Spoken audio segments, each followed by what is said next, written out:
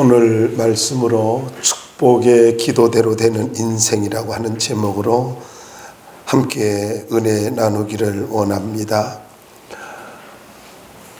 특별히 우리나라의 과거 며느리들은 불씨를 지키는 일에 혼신의 힘을 쏟아야 됐습니다. 화로의 불씨를 꺼뜨리는 날이 벌어지면은 이거는 몹시 부끄러운 일이고 게으른 것으로 책망을 받았습니다.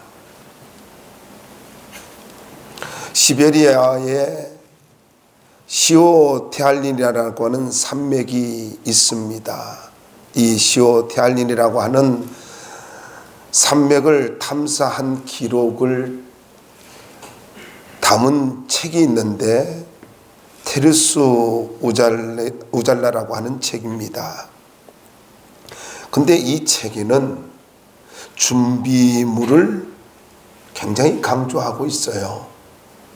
그래서 성공적인 탐사와 생존과 직결되는 이 준비물을 가지고 강조하면서 그 중에서 하나를 바로 성냥을 꼽고 있습니다. 성냥을 잘 준비해야 되고 관리해야 된다라는 거예요. 이걸 보관을 잘해야 되는데 가장 필요한 물품 중에 하나로 이 성냥을 꼽고 있단 말이에요. 근데 이 성냥은 습기에 노출되어지면 보관하기를 하기가 좀 어려운데 습기에 노출되면 한번 잘못 그으면 못 쓰게 된단 말이에요. 많은 경험이 있을 거예요. 약간 그 젖은 성냥을 불을 켜다가 이게 황이 다 벗겨져 버리면 불이 안 붙잖아요. 경험해 보셨죠? 자, 근데 이 습기에 노출되지 않도록 성냥을 잘 보관하는 방법이 거기에 기록되어져 있는데 책에는 이 노하우가 성냥을 잘 보관하는 노하우가 나무 상자에다 보관하는 겁니다. 왜냐하면 나무 상자는 습기를 빨아들이기 때문이다 라는 것입니다. 제가 왜 이 말씀을 드리냐면은 오늘 이 시대를 살아가는 우리에게 가장 중요한 것이 뭘까요? 왜 불안해합니까? 왜 염려가 많습니까? 왜 인생에 대한 걱정이 그렇게 많아요? 여러분,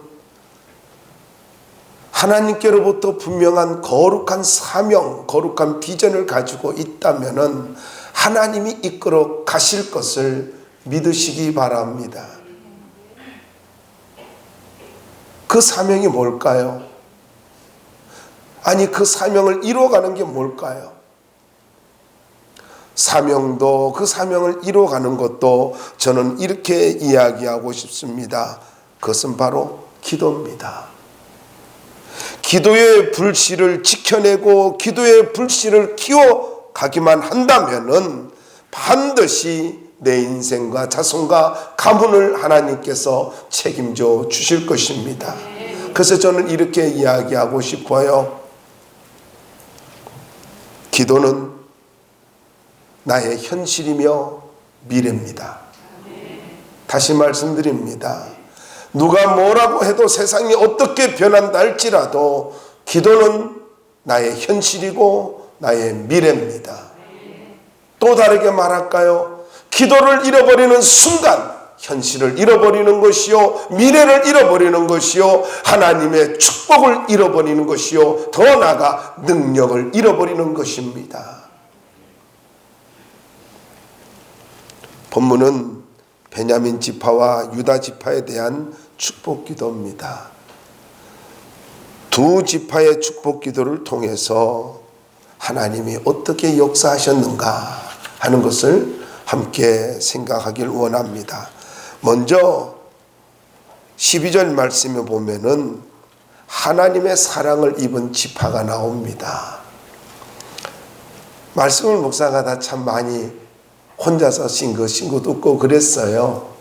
자, 이 지파가 누구냐면은 베냐민 지파예요. 이 베냐민은 야곱의 막내 아들입니다.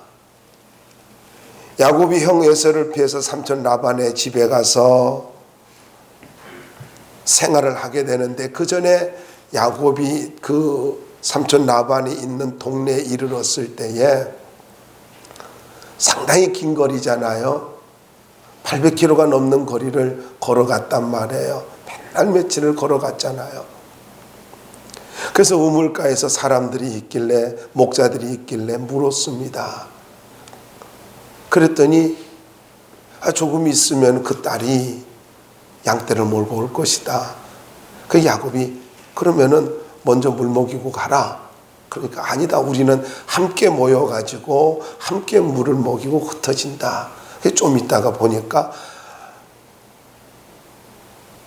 한눈에 반할 정도의 예쁜 라헬이 오는 거예요.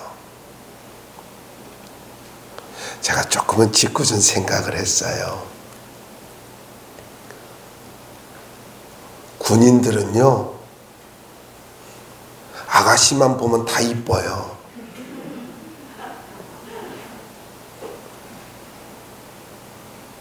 잘 모르시죠? 그런데 실제로 아름답고 예쁜 라헬이 왔잖아요. 얼마나 가슴이 뛰었겠어요. 한눈에 반했죠. 그리고는 이제 물을 먹이고 난 다음에 라헬한테 자기 이야기를 해요. 그리고는 초면인데 펑펑 울어버립니다. 그래서 성경을 보시면은 라헬이 놀래가지고 집으로 가서 부모에게 이야기를 해요. 그러니까 그 말을 듣고 순사같이 쫓아옵니다. 이제 그곳에서 생활을 하게 됐고 한 달 정도 지냈는데, 그런데 삼촌이 말해요. 그냥 공짜로 먹으면 안 되니까, 공짜로 일하면, 그러니까 먹고 일하고 그러면 안 되니까 너의 품삯을 정해라. 그러니까 대번에 나온 말이, 라헬을 주시면 7년 동안 제가 머슴살이 할게요. 그런 거예요.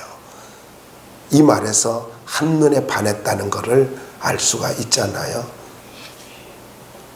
이 표정은 무슨 표정인지 반했다니까요. 그런데 그렇게 했어요. 그렇게 해가지고 7년을 수일같이 지냈고, 그리고 난 다음에 결혼식 날 삼촌이 언니 레아를 줘버린 거예요. 얼마나 화가 났겠어요.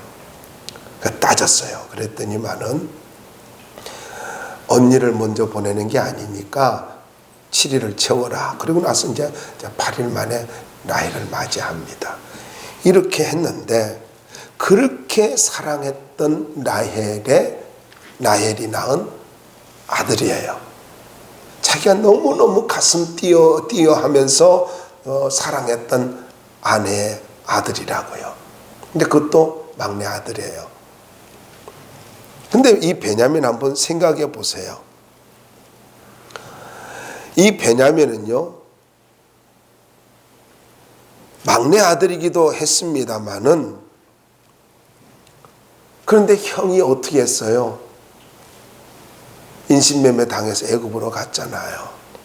그러는 가운데 그가 이복 형들 속에서 성장했어요. 엄마는 애를 낳다가 죽었어요. 라헬이 죽었잖아요. 그게 더 사랑스럽고 측은하겠죠.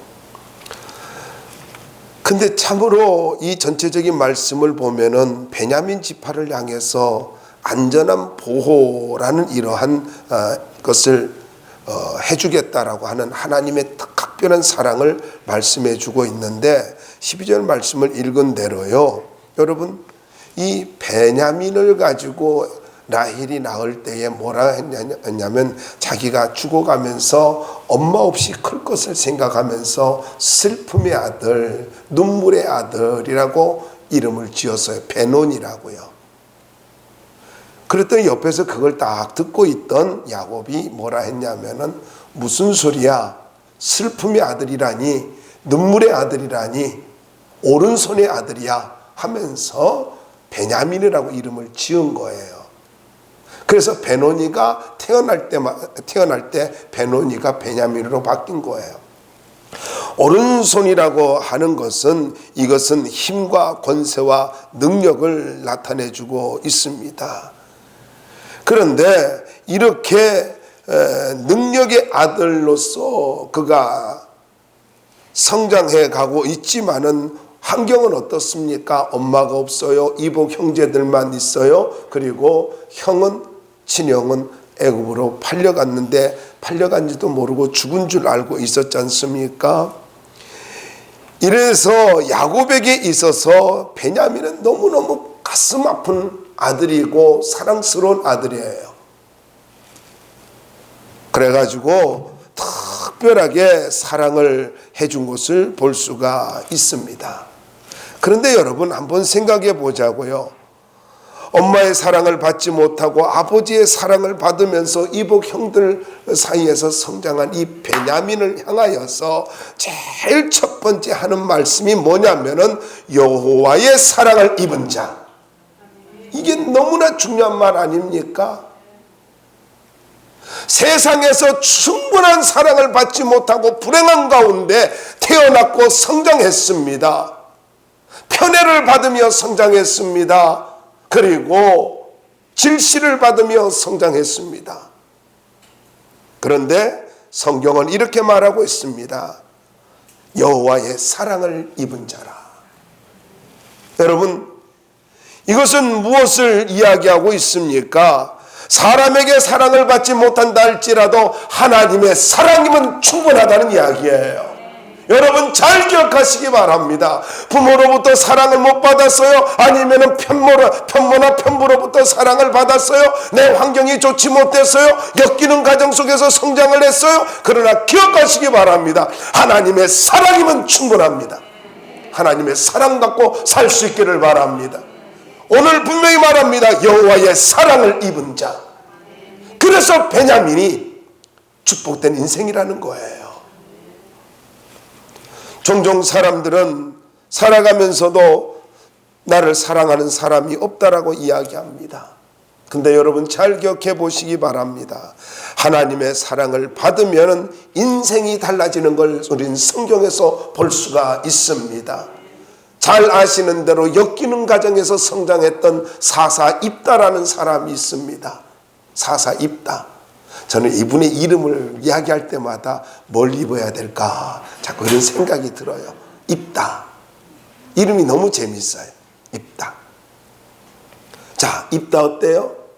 기생의 아들이에요. 그럼에도 불구하고 한 민족의 위대한 지도자가 되어집니다. 다윗 어때요? 저 베들레헴 청구석에 있었어요. 그런데 그가 들에서 양을 치면서 하나님의 사랑을 듬뿍 받으니까 그는 위대한 지도자가 되고 영원히 별과 같이 빛나는 인생이 되어집니다.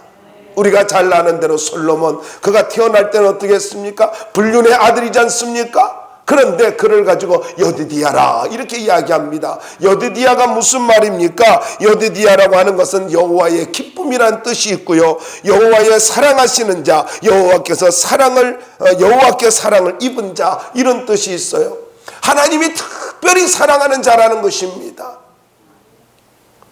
여러분, 그런데 어떤 일이 벌어졌습니까? 그가 역사 속에 안 믿는 사람에게도 기억되어지는 위대한 인물이 되어집니다. 여러분 기억하시기 바랍니다. 하나님의 사랑을 입으면 인생은 위대해져요. 하나님의 사랑을 입으면 인생은 존귀해집니다. 그걸 믿으시고 여러분 하나님의 사랑 가운데 거하며 살 수 있기를 주의 이름으로 축원합니다. 그 다음에 계속해서 말씀을 보면 그 곁에 안전히 살리로다. 이 그 곁에라는 말은 여호와의 곁에라는 말입니다. 그냥 하나님 곁에. 얼마나 귀한 말씀이에요. 하나님의 사랑을 받으면서 하나님 곁에 있다라는 것입니다. 여기 다시 말씀 볼까요? 하나님 곁에 안전히 살리로다. 하나님의 사랑을 받으면 어느 누구도 건드릴 수 없는 안전한 인생이 되어진다라는 거예요. 자꾸 사람들로부터 어려움을 당해요? 하나님 품으로 들어가시기 바랍니다. 하나님의 사랑 속에 살 수 있기를 바라고 그분 곁에 있기를 바랍니다. 그분 곁에 있는 게 뭐예요? 간단해요. 보이지 않는 하나님 곁에 있는 게 뭘까요? 아주 간단하게 알려드릴게요. 기도하세요. 하나님이 여러분 찾아오실 겁니다. 예배 드리세요. 하나님이 여러분과 함께 하실 것입니다. 그분 곁에 안전히 살리로다. 삶이 안정되기를 원합니까? 하나님 곁에 있어야 되는 것입니다. 계속해서 말씀 보세요. 여호와께서 그를 날이 마치도록 보호하시고, 저는 이 말씀 보면서 인생의 비결이 여기 있구나.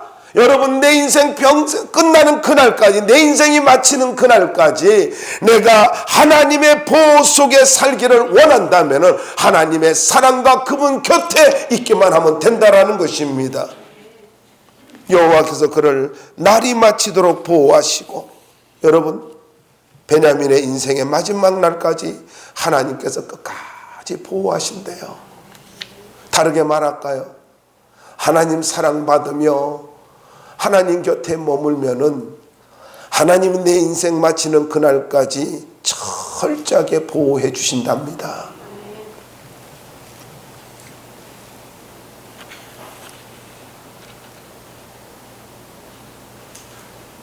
계속해서 말씀을 보자고요. 그를 자기 어깨 사이에 있게 하시리로다. 이 말은요, 아버지가 자기 자식을 등에 업는 모습을 가리키는 말이라고 주경학자 케일은 말하고 있습니다. 예, 맞는 말이라고 생각해요. 그래서 이 말의 뜻은요, 이렇게 해석한 이유가 있는데, 품에 안아주신다, 사랑하신다, 명예롭게 하신다, 머리가 되게 하신다, 그런 의미예요. 그러니까 하나님께서 품에 안아주시고 사랑하시고 머리가 되도록, 그리고 명예롭게 존귀한 인생이 되도록 하나님이 만들어 주신다는 거예요. 그의 어깨에, 자기 어깨 사이에 있게 한다. 여러분, 얼마나 감사한 축복의 말씀입니까? 하나님의 축복 속에 존귀한 인생으로 만들어 주신대요. 그런데 왜 자꾸 하나님 품을 떠나려 그래요? 왜 습관이 아직도 바뀌지 않고 있는 거예요? 왜 기도하는 일에 소홀히 하는 거예요? 왜 예배드린 일에 그렇게 게으를까요? 아직도 내 능력으로 살려고 하기 때문입니다. 내 이성으로 살려고 하기 때문입니다. 여러분, 잘 기억하시기 바랍니다. 하나님 앞에 믿음으로 살면 하나님께서 내 인생 책임져 주십니다. 내가 열심히 살아야 되는 거, 부지런히 살아야 되는 거, 조심해야 되는 것은 사실이에요. 그런데 그렇게 한다 할지라도 하나님 없이 살면 허덕이는 인생이 되어지지만, 하나님과 함께하는 인생을 살면 하나님이 끝까지 책임져 주시고 인생을 바꿔주신대요. 다시 말씀드립니다. 인생을 바꿔주신대요. 존귀한 인생으로 살기를 원합니까? 여러분, 기도하며 살기 바랍니다. 기도하시면 하나님께서 내 인생과 자녀들의 인생을 책임져 주십니다. 책임져 줘요. 살아와 보셨잖아요. 내 힘으로 안 되는 거 알았잖아요.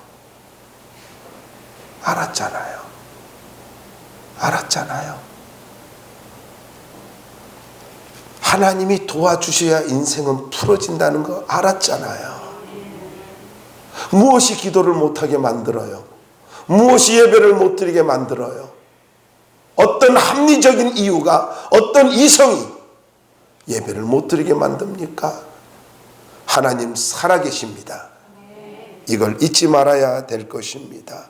실제로 베냐민은요, 이것을 경험을 했는, 역사적으로 경험을 했는데, 베냐민 지파의 그 영토가 경계선이, 그 기업으로 받은 땅의 경계선이요, 하나님의 성전이 있는 예루살렘 성전 곁에 위치해 있습니다. 그러니까 이 성전 곁에 있음으로 인해서 그가 하나님의 축복 속에 있었던 거예요. 경계선에 있듯이 하나님 곁에 있었고 하나님 어깨 사이에 있었던 거예요. 지형적으로도. 두 번째로는 남북 왕국이 분열 당시에 베냐민 지파는 유다 지파와 결속해가지고 다윗의 가문을 가지고 함께, 다윗의 가문과 함께 하나님의 성전을 지켜냈습니다. 그러므로 하나님께서 그의 가문을 축복해 주십니다. 특별히요, 이 예언의 말씀대로 사울이 왕이 됨으로 인해서 그 가문은 왕족이 되었고요. 그리고 더 나아가서요, 베냐민 지파에 위대한 사도 바울이 태어납니다. 나는 히브리인 중에 히브리인이요 베냐민 지파라. 나는 왕족이야. 이 말이에요. 보세요. 하나님께서 축복된 예언의 축복의 예언을 통해서 그 자손들 속에서 위대한 인물들이 태어나도록 만들어 주신다는 것입니다. 여러분에게 도전드립니다. 여러분, 축복 기도를 받으며 살기를 바라고 축복 기도를 하며 살기 바랍니다. 기도를 가까이 하는, 기도 생활을 가까이 하는 그런 기도 생활을 배양하는 그런 삶을 살 수 있기를 바랍니다. 자, 13절로부터 17절까지 말씀은 요셉 지파인데 꿈대로 복을 받은 지파입니다. 꿈대로 복을 받은 지파고요. 여러분이 13절에 나와 있습니다마는 요셉에 대하여 할 때 요셉이라는 말은요, 실제로 뭘 말하고 있냐면 에브라임 지파와 므낫세 지파 두 지파를 말하고 있어요. 여기서요. 자, 이 에브라임과 므낫세 두 지파, 요셉 지파를 향해서 뭐라고 말하고 있냐면 그 땅이 여호와께 복을 받아. 그 땅이 여호와께 복을 받아. 여러분, 이 이스라엘 백성들이 가나안 땅을 정복한 후에 에브라임과 므낫세 지파가 이 할당을 받은 땅이 요단 서편 지역인데 아주 기름진 땅이었고요. 그리고 이 할당받은 이 기업이요, 12지파 속에서 4분의 1에 해당하는 아주 큰 땅을 두 지파가 4분의 1, 엄밀하게 이렇게 말을 하면은요 6분의 1을 받아야 되지 않습니까?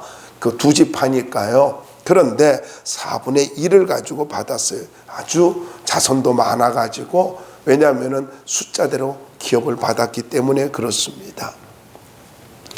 그런데 여기에 여호와께 복을 받았다는데 뭐가 여호와께 복을 받았다 그래요? 그 땅이. 여러분, 여기서 우리가 한 가지 짚고 넘어가야 돼요. 무슨 말이냐면 땅도 하나님께 복을 받은 땅이 있고 저주받은 땅이 있다라는 이야기예요. 제가 왜 이것을 말씀드리냐면은 환경도 마찬가지예요. 가정도 마찬가지예요. 여러분, 저주받은 가문도 있습니다. 저는 이걸 역사 속에서 너무나 유명한 사람을 알고 있어요. 또 축복받은, 동시대의 삶에서 가장 축복받은 가문으로서 지금도 미국에서 심지어 우리나라에서도 그 가문을 연구하고 있는 사람이 있어요. 그 대표적으로 조나단 에드워드라고 하는 목사님의 가정이에요. 그래서 KBS에서 가서 연구를 했단 말이에요. 같이 거기 어떤 곳인가 하고요. 여러분, 무엇을 말을 하고 있냐면요,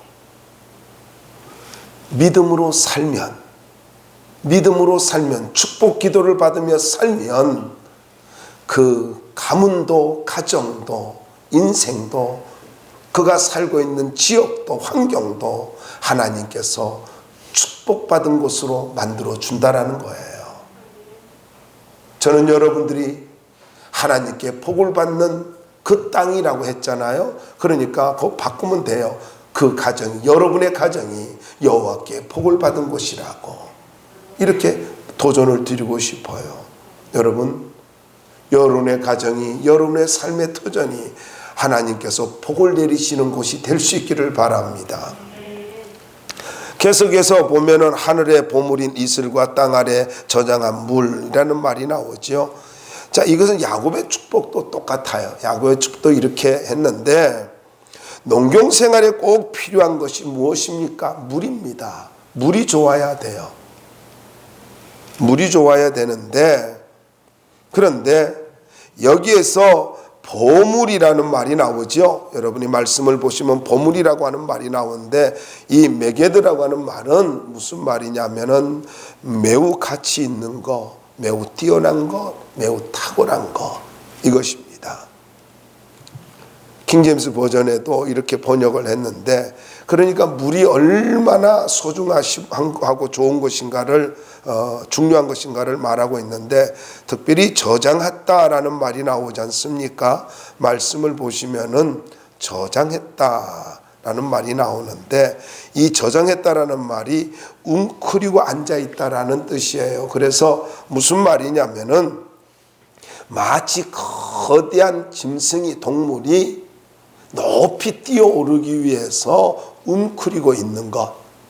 물이 그렇다는 거예요. 지금 물이. 근데 이것이 얼마나 놀라운 말이냐면은, 물이 부족했던 팔레스타인 지역에서 물이 웅크리고 있고 그 물이 터져 나오려고 준비하고 있다라고 하는 이 축복의 기도는 엄청난 축복이에요. 근데 보세요. 우리가 아는 대로요, 믿음의 사람들이요, 가는 곳마다 하나님은 샘을 주셨어요. 여러분 보세요. 이삭 어때요? 가서 파면 샘이 나와요. 이삭이 팠어요? 종들이 가서 팠어요? 나 혼자 감격스러운 것 같아. 아니, 이삭의 종들이 가가지고 땅을 파면 거기 물이 나왔다니까요. 그래서 누가 시기했어요? 블레셋 사람들이 엄청 시기해가지고 뺐고 그럼 가지라 하고, 또 파니까 또 나오고 계속 물이 나왔어요. 그러니까요, 싸우지 않았어요. 나중에요, 르호봇이라고 하는 곳에 가서 샘을 파니까 하도 뺐다가 지쳤는지 에이 네 가져라 하고는 쫓아오지 않으니까요, 이곳에서 살리라 그렇게 할 정도로 넉넉한 샘을 가지고 차지하게 되잖아요. 그래서 이 팔레스타인에서 물이라고 하는 것은, 샘이라고 하는 것은 큰 축복이란 말이에요. 근데 계속해서 말씀을 보시면은요, 선물이라는 말이 나오는데, 이 선물이 뭐냐면은 보물이라는 말이에요. 보물이라는 말인데, 여기 결실하게 하는 라는 말이 있는데, 이 결실하게 한다는 말이 너무 재밌어요. 온다라는 뜻입니다. 온다라는 말에서 파생됐어요. 그래서 좋은 산물, 가장 최고의 것이라는 말인데, 그러니까 이 농사를 지었고, 그리고 뭐든 무슨 일을 하든지 간에 하나님께서 복을 가지고 주시는 것이, 이것이요, 이게 내 노력으로 되어지는 것이 아니라 오는 것이랍니다. 하나님이 보내주시는 거랍니다. 여러분, 이게 참 놀랍지 않아요? 축복은요, 내가 만들어가는 것이 아니라 하나님이 보내주시는 거예요. 허덕이며 살지 마시고 하나님이 보내주시는 복을 누리며 살 수 있기를 바랍니다. 더 나아가서요, 가장 최고로 좋은 것들을 하나님께서 주신다는 것입니다. 여러분, 이 에브라임 지파에서 하나님, 이것이 성취가 되어지는데, 에브라임 지파에 아주 유명한 것이 두 가지가 있어요. 뭐냐면요, 아름다운 밀, 성경에도 나와 있습니다만, 그리고 포도입니다. 포도를 성경에서 극상품 포도라고 이렇게 표현하고 있어요. 그러니까 에브라임 산지에서 최고 좋은 그 극상품 토산품은요, 바로 밀과 포도였어요. 이건 최고였어요. 그러니까 하나님께서 주시는 것이 최고로 좋은 것을 주신다는 겁니다. 계속해서 16절 말씀에 보면은 땅의 선물과 거기 충만한 것과 가시떨기나무 가운데 계시던 이의 은혜로 말미암아 복이 요셉의 머리에 그의 형제 중 구별한 자의 정수리에 임할지로다. 혼자 읽어요. 재미없네. 함께 읽어봐요. 자, 16절 읽어봐요. 시작.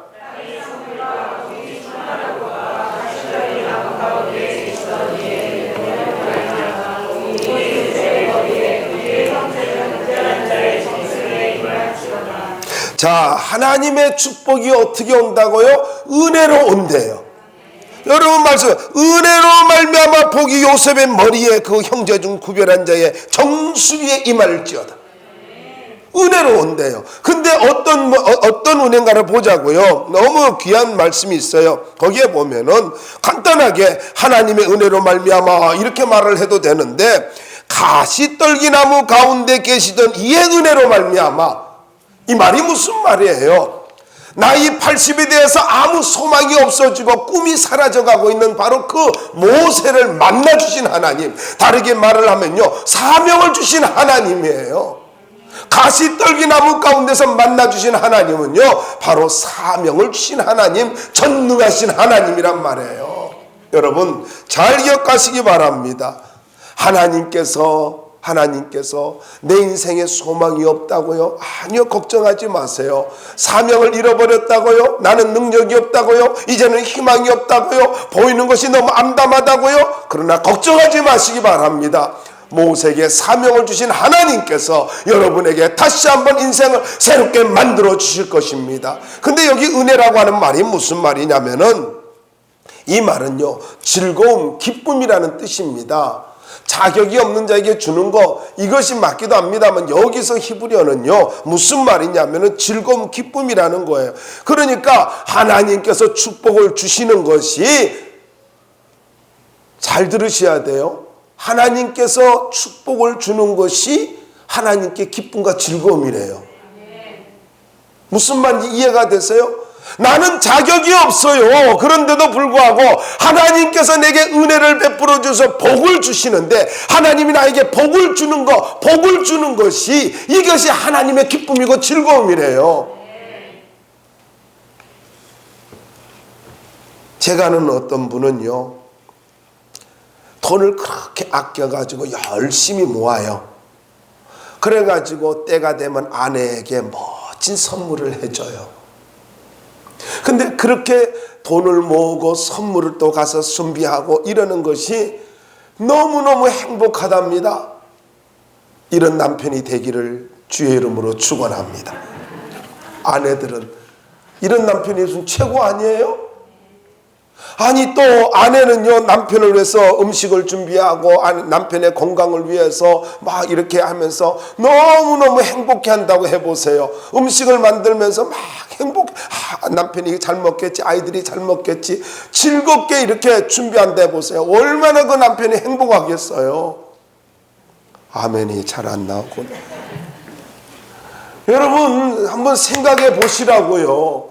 무언가 선물을 줄 때, 그를 위해서 뭔가 희생을 할 때, 무언가를 주고자 할 때에 그게 기쁨이고 즐거움이듯이, 하나님이 내게 축복을 주실 때에, 은혜로, 자격이 없는데 은혜로 축복을 주실 때 하나님의 기쁨과 즐거움이래요. 여러분, 하나님은 이렇게 우리에게 즐겁게 축복을 주길 원하세요. 근데 누구에게 준다 그래요? 여기 말씀에 보면은요, 구별한 자입니다. 구별한 자. 여러분, 이 구별한 자라는 말은요, 무슨 말이냐면은, 왕관 있죠. 왕관. 머리에 쓰는 왕관과 같은 어근을 갖고 있어요. 그러니까 하나님께서 요셉 지파에게 이렇게 즐겁게 기쁨을 주는데, 누구를요? 요셉 지파를 구별해가지고 준다는 거예요. 여러분, 이 말을 다르게 또 표현하면 이렇습니다. 그 다음에 나온 말도 있는데, 정수리에 임할지어다. 그러니까 다른 지파들보다 구별시켜가지고 하나님께서 다른 지파들하고 구별시켜가지고 하나님이 그에게 복을 주시는데, 정수리에다, 이거는 아버지가 아들에게 안수기도 하는 것, 축복기도 하는 걸 말을 하고 있는 것입니다. 그러니까 이거는 풍성한 축복이고 권위를 가지고 복을 주는 걸 말하는 거예요. 하나님이요, 우리에게 기쁨으로 복을 주는데요, 존귀하게 구별되어지게, 그리고 특별하게 복을 주신다는 것입니다. 아멘한 자에게는 그대로 이루어질지어다. 아멘한 자에게는 조금 뒤에 이루어질지어다. 빨리빨리 아멘하는 거예요. 축복은요, 빼앗기면 안 되잖아요. 17절 함께 읽어봐요. 시작.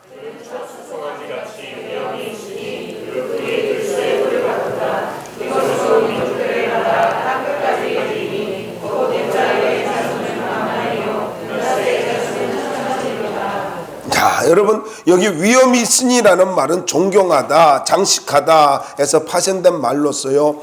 명예, 광희, 장식 이런 뜻이 있어요. 그러니까 이걸 가지고 주경학자 케일이라고 하는 분은 힘과 위험을 지닌 장자를 상징한다라고 이렇게 해석을 했습니다. 그러니까 루벤이 범죄로 인해서 장자권을 상실했지 않습니까? 근데 그 장자권을 가지고 이어받은 사람이 바로 요셉이라는 이야기예요.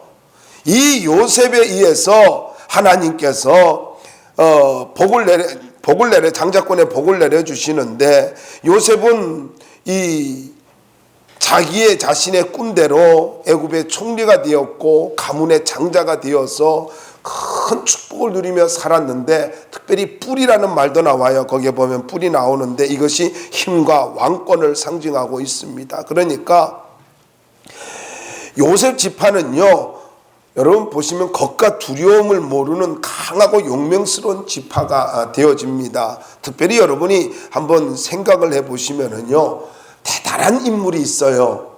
에브라임 지파에 대단한 인물이 있어요. 누굽니까? 요수아입니다. 축복기도대로 되는 거예요. 그뿐만 아닙니다. 사사 시대에 보면은요, 여자 사사 드보라가 있습니다. 에브라임 지파예요. 자, 기드온 어때요? 너무나 유명하잖아요. 그런데 이 기드온도 에브라임 지파예요. 여러분, 잘 우리가 생각해야 되는 것입니다.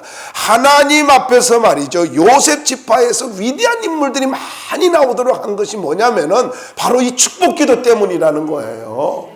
그래서 저는 여러분들에게 꼭 부탁드리고 싶어요. 애들을 가지고 뭐 이렇게 잘못하면 좀 용서하시고 받아주세요.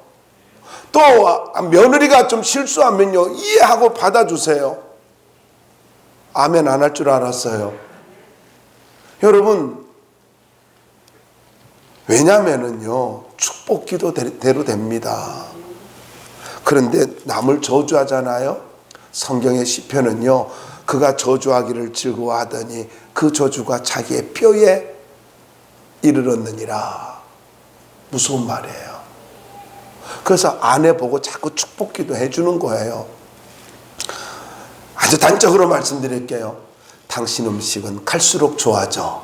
그러면요, 네이버 선생님 찾습니다. 확실해. 남편 보고요, 당신은 갈수록 나이가 들어갈수록 이렇게 멋있어지냐고. 음소리, 흰머리도 많고.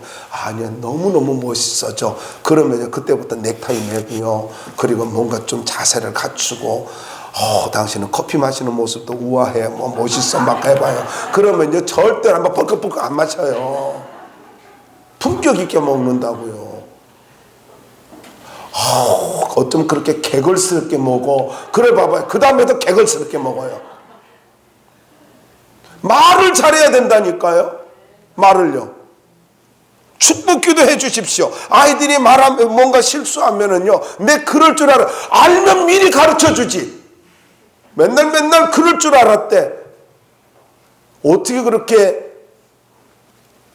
투시의 은사가, 예언의 은사가 강한지 맨날 알았대. 그러지 말고, 그럴 수도 있어. 실수할 수도 있어. 아빠도 실수해. 그러면 될 거 아니에요. 여러분, 다시 말씀드립니다. 아이들이 부족해도, 누군가가 부족해도 축복기도 하십시오. 축복기도대로 인생은 만들어집니다. 아니, 하나님이 만들어 가셔요. 하나님 만들어 가신다고. 그래서 기도를 통해 인생과 자녀와 가문을 존귀하게 만들어가는 우리 모두가 되기를 주의 이름으로 축원합니다.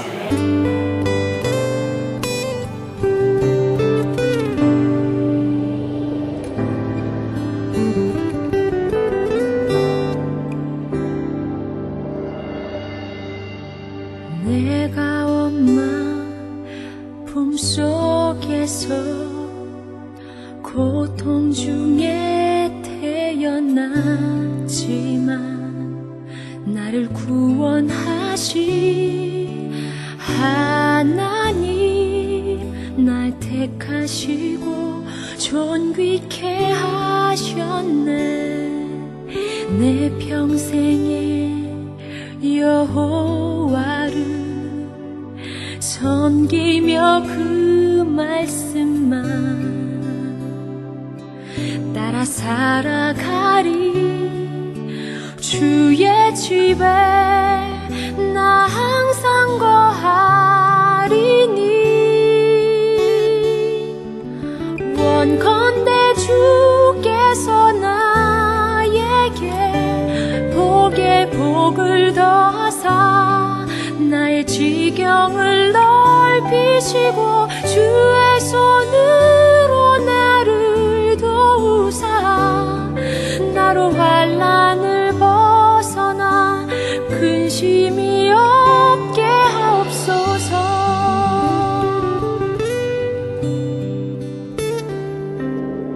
내 평생에 여호와를 섬기며 그 말씀만 따라 살아가리. 주의 집에 나 항상 거하리니. 원컨대 주께서 나에게 복에 복을 더하사 나의 지경을 넓히시고 주의 손으로 나를 도우사 나로 환난을 벗어나 근심이 없게 하옵소서.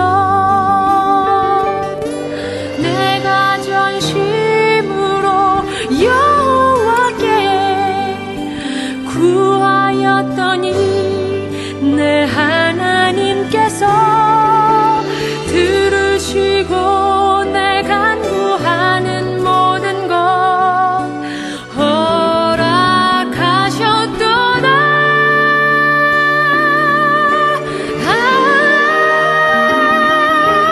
원컨대 주께서 나에게 복에 복을 더하사 나의 지경을 넓히시고 주의 손으로 나를 도우사 나로 환난을 벗어나 근심이 없게 하옵소서.